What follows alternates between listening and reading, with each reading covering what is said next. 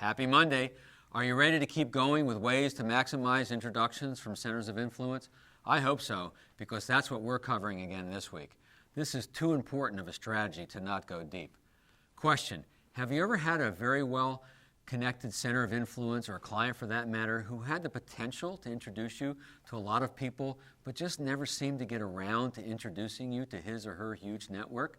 Well, here are 3 strategies that could get the person into an action mode. First one, target list. Create a target list of the people this person likely knows. Bring that list and go through the people one by one. Even if it's a short list, this will get the brainstorming started. Sources for this list are the people that you already know that the center of influence knows. To find people that the COI knows, do a Google search and see who's mentioned along with that person. Check the person's LinkedIn profile and look for lists of people in that person's business association in the Chamber of Commerce.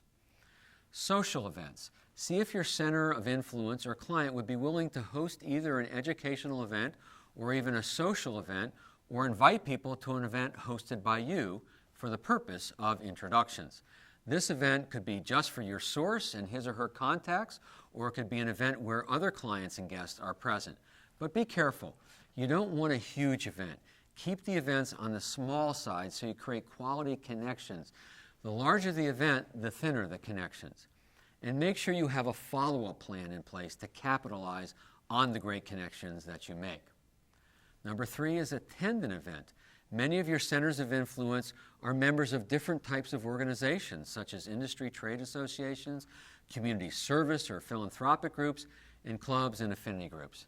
Tell your COIs you'd like to learn more about their group's work and see if they'd allow you to tag along as a guest. You'll be introduced to many qualified prospects. Oops, out of time. Please keep a lookout for the link to Wednesday's session. We're going to discuss what to do with a center of influence who seems happy to receive your referrals but sends you nothing back in return. Bill Cates here asking you, who are you going to be introduced to today?